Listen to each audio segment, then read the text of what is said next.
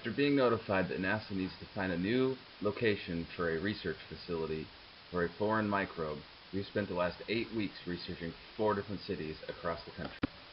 After careful consideration and many hours of discussion, we've decided to rank our cities in the order of San Angelo, Texas, Fairbanks, Alaska, Hopkinsville, Kentucky, and Moline, Illinois, based off the geographical locations, the already established facilities in the regions, and ability to handle such a large project.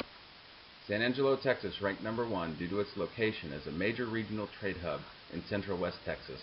The rail line and regional airport will allow the flow of goods and resources into the NASA facility. It is also co-located with Goodfellow Air Force Base, and we can use the Air Force Base for the facility and use the layered security approach to protect the NASA resources inside. San Angelo is also experiencing an economic boom due to the oil and gas industry. The unemployment rate is currently 3.3%, and there's been major investments into the region due to the oil and gas boom. While San Angelo ranked number 1, it does have its weaknesses. The local high schools are very underperforming and will need some assistance to increase their scores. There is also a strong possibility for tornadoes and severe weather that could damage the research facility.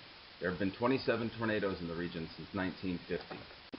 Although San Angelo does have its weaknesses, there are ways that NASA and the local city can partner up and help provide a better environment for the NASA research facility.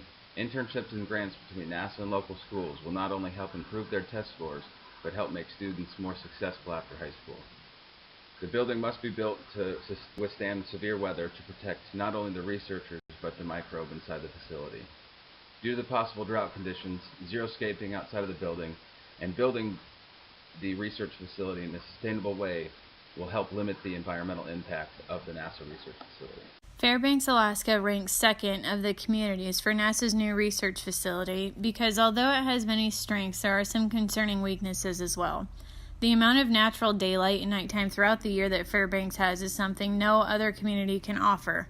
There is also a strong layer of protection with the Army bases and SWAT team, which means if the worst case scenario were to happen near or in the facility, there's enough resources to respond until more manpower arrives.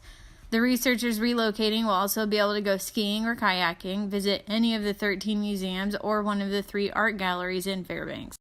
The biggest weakness of Fairbanks is the heavy ice fog. It can last up to 3 weeks and halts transportation of goods and equipment. There has also been a surge of power outages over the last couple of years, one of which lasted almost a week and affected 30,000 customers at both Army bases and the power plant that was operating at the time. Fairbanks has the worst air quality as well. It's been consecutively rated the worst in the country, and the use of wood-burning stoves has created a smog above the city. Unless serious actions are taken, Fairbanks is subjected to the government stepping in and making drastic changes to improve the air quality. In order for Fairbanks to improve their rank, the city would need to make some serious adjustments. Using different shipping methods for goods and equipment and stocking up when the forecast is grim, and installing multiple backup power generators so that the research and experiments don't become contaminated. The air quality can only be improved by limiting the use of wood-burning stoves, and passing laws to do so on high pollution days will help. There should also be alternate heat sources used by citizens like propane or electric heat to cut down of the use of their wood burners. Hopkinsville, Kentucky is an urban cluster. They have over 1,000 people per square mile. And some of their positives or strengths are that they are good for tourism. They have a lot of restaurants and the Renaissance District where you can go to see shows, do shopping, go to antique stores, and much more. They have good weather.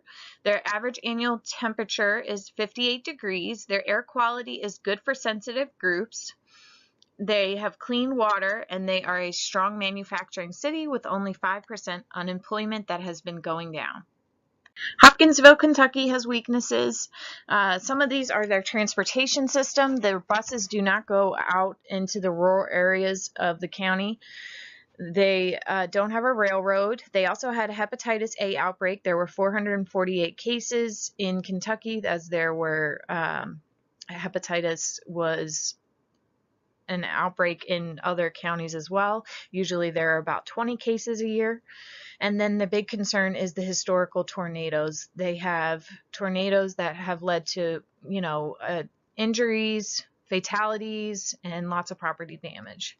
Some improvements to make in Hopkinsville would be getting more hotels, because they don't right now have enough that would fit possibly up to 1,000 incoming employees.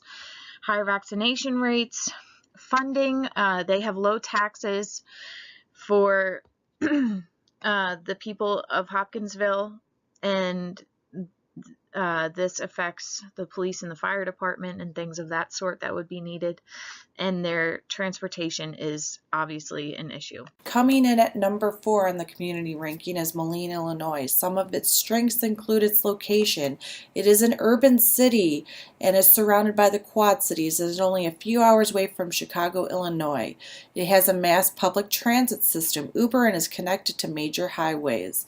It has a lot of tourism and lots of accommodations from hotels and dining to choose from. And Moline also ranks number 3 in its drinking water within the United States. Some of Moline's weaknesses include Superfunds. It has 3 Superfunds, with one being currently active. It also costs an average of $15 to $100 million to clean a Superfund site. Moline's politics. There is distrust between the aldermen and senior staff. A city administrator resigned from his position, calling the councilman poisonous. Moline is also in a considerable amount of debt. Some improvements include funding. Ask federal government for funding to clean up Superfund sites found in Moline. Recreational marijuana is in the works of becoming legalized. This could potentially get Moline out of debt. And public health. Moline is high risk for STDs, and doctors should encourage more wellness checks. And with the measles outbreaks, doctors should also encourage parents in Illinois to vaccinate their children. Each city that we researched had its own benefits and disadvantages, but San Angelo, Texas came out on top, followed very closely by Fairbanks, Alaska. Hopkinsville and Moline just had too many issues to overcome their disadvantages. The location, the facilities, and the economy were the largest factors in our decision to place the NASA research facility in San Angelo, Texas.